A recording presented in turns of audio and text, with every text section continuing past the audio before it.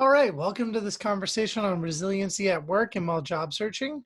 My name is Craig Bideman. I am the Health and Wellness Promotion Specialist at University Health Services at UMass Boston. I will be leading this conversation as we dig into what it looks like to take care of ourselves at work and during job searching. Should be a good conversation. Really hope you enjoy it.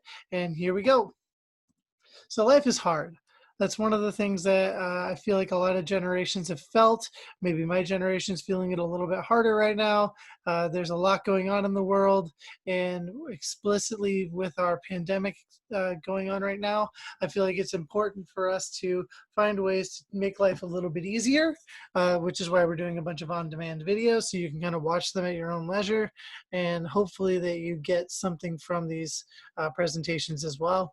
But life is hard. It's hard to really feel positive about something sometimes, and wanting to do well in life should be our prerogative in existence. But for some folks, it can be a little bit more difficult to see positives or to um, get things done when we don't feel as motivated or as positive about what we're doing in life.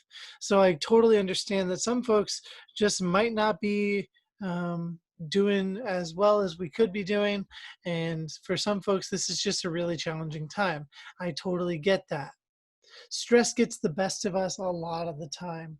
And this is something that I feel kind of gets pushed back for some folks who just want to like kind of ignore and suppress and feel like, no, the stress is not really getting to me, but then in reality it totally is.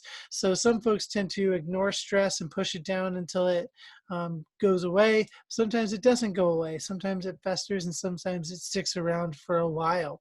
So it's important for us to actually recognize this stress and take it head on so that we can actually do something about it rather than letting it take up more of our brain space and whatnot. And especially when it comes to getting a job, starting a job, having a job, looking for a job, it is a very stressful process. Having gone through my job search a few years ago, it took me almost an entire year to get a job. I was unemployed for a very long time, couldn't reap unemployment benefits, and had to just fend for myself in terms of making money.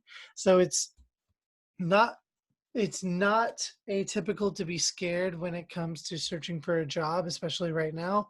It's something that a lot of people are going through. So if you're stressed out about that, hopefully we can quell a little bit of that during this conversation. So how do you cope? Think about ways that you are able to cope and manage your stress. For me, I'm able to take naps. I go for a walk, go for a run. I go play miniature golf, which can be pretty frustrating, but for the most part, it's something that I really do to like get my brain out of my stressful box that I tend to live in sometimes. Just doing things that allows me to have distractions. That's really how I cope with a lot of my stress, and just finding ways to be creative and painting and making music, things like that. That's how I cope. How do you cope? Think about those things. Think about what you do to cope when things are a little bit hard. Work is hard. Life is hard. A lot of this conversation is taking a good hard look at the things that in life are pretty difficult. But taking them on head on is how we can actually be successful in succeeding. Successful in succeeding. That sounded great. In succeeding at being a beneficial aspect of our work environments and in society. So work can get the best of us too. That's one of the things that I think is super important for us to acknowledge, that none of it's easy. My job is really hard. A lot of my colleagues have really hard jobs. A lot of my friends do as well.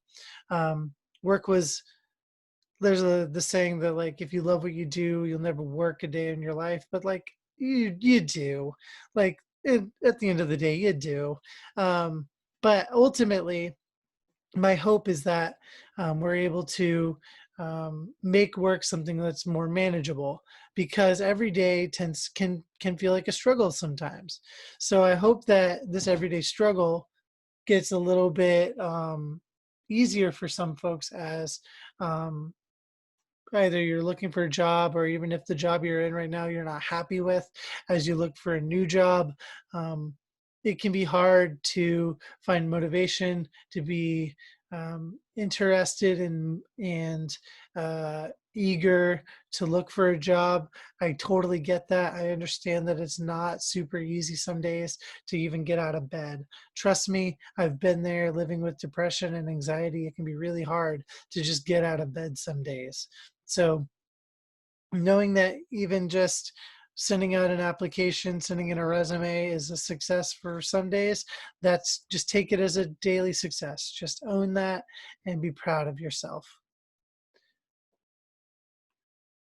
Because at the end of the day, taking care of our brains is the most important thing we can do. I know that a lot of folks tend to struggle during work because our mental health is sometimes pushed to the back burner, to the back of our brains. But it's something that we need to be focusing on, something that we need to be taking care of rather than pushing behind us. I say this because I've experienced plenty of panic attacks at work, plenty of struggles with students, struggles with my job, struggles with um, colleagues, that it's been important that I have a structure around me to take care of those things to take care of my brain and take care of myself when I am struggling.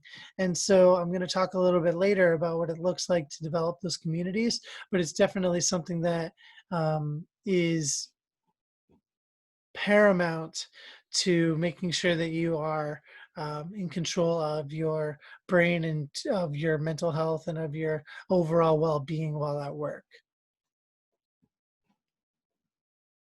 Jobs, you want one? Yeah, of course. Why not? I do. I have one. I like having my job. It's a good job. I enjoy it.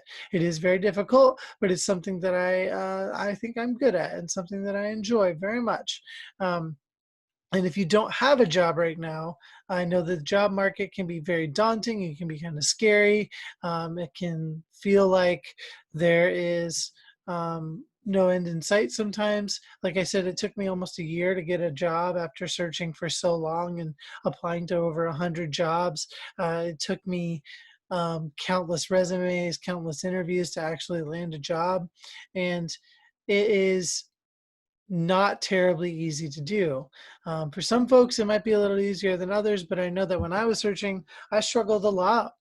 I struggled a lot with interviewing. I struggled a lot with resume writing. There's a lot of things that I was just kind of naive to until I asked for help. When I asked for help, things started getting a little bit easier. So I think that that is number one. Just ask for help, get support from folks.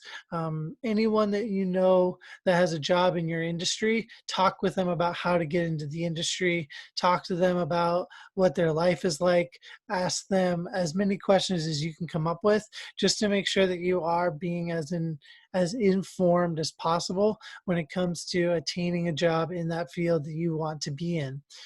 Because the more prepared you are, the better. It's way better to be over prepared than to be underprepared. Um, and so just make sure that you are making sure that you have your bases covered when it comes to trying to get as much information inside of your brain as possible when it comes to applying to jobs and when it comes to interviewing for jobs. Because having a job is tight. I think it's pretty cool. I enjoy it. It's one of those things that I think some people take for granted, especially some folks who may have lost their jobs during the pandemic. It's not a very great situation for some folks. Unemployment is skyrocketing right now, and it's something that needs to get under control, but it's going to be hard with our current circumstances. So my hope is that folks are patient and are understanding of the current economic climate, and are acknowledging the fact that there are good people that are losing jobs right now. There are also good people who are looking for jobs right now, and hopefully that those two things will intersect, and then you will end up getting a job. So my hope for folks is there is a lot of value in recognizing that getting a job takes a lot of patience. There's a lot of patience that comes into landing a job and then maintaining a job, because it is really hard to go about every day not having a job and feeling like you've wasted time either on a degree or on life in general. I know that I felt that way a lot during my initial job search about 6 years ago.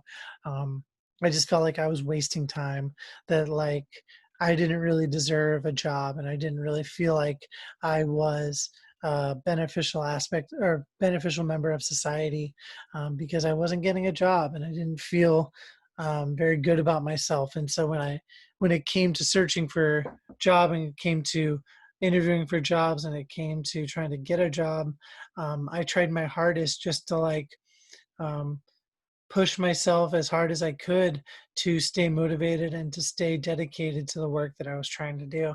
And now it's paid off eventually. Now, some tips and tricks about ways that you can kind of get ahead and hopefully um, take care of your brain and take care of your body while you're searching for a job or while you're just at work in general. Some things that you can do is uh, make sure that you are managing your stress. Um, it can be a very challenging thing. I recognize that, but staying organized, keeping yourself motivated through different projects, working with different colleagues, taking time for yourself to reflect and to learn and to continue growing as a person in your workspace. All of that can be challenging, but it's important for us to um, take on the things that challenge us the most so that we can become even stronger people. One of the things that I think is important is creating good habits now. This can mean understanding when to ask for help, when to advocate for yourself, when to take breaks, when to give yourself the opportunity to just chill out. Lunch breaks are important. Make sure you're taking that time for yourself and make sure that you're actually like not doing work, not doing lunch work breaks. Just make sure that you are actually giving yourself some time away from your workspace so that you can feel a little bit detached for even just a moment. Take care of your mental health. This is something that I take very seriously, especially in my relationship with my supervisor. She understands that I go through a lot with my brain, and she's always kind of there for me, supporting me along the way. So if you feel like you are struggling in any sort of way, talk to a supervisor, talk to a colleague, talk to a friend, family member, just someone. Make sure you, or a therapist. If you have the opportunity to do therapy, take on therapy. It's something that I think is super beneficial. It's one of the highlights of my week. Just being able to talk with someone about what I'm going through, and they're able to give me advice and give me support.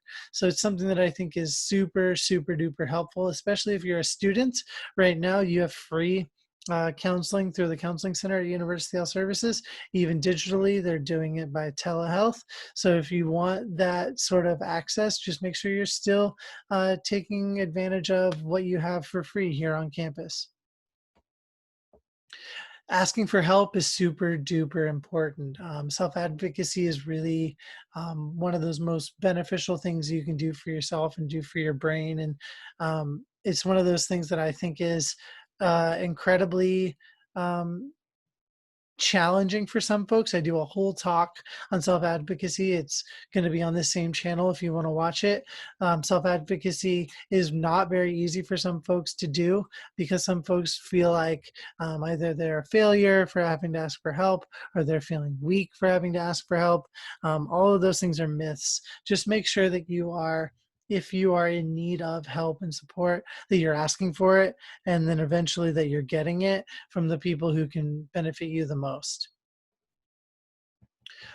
Being able to be successful on the job search and a job in general can take a community. It can take a whole lot of help, from your colleagues down to your supervisors, down to your head of your department, and then just in general, having good people around you when you are at home, in your personal and social life, just making sure that you are keeping good people around you, people that are going to make you better, because that's how you're going to be the most successful.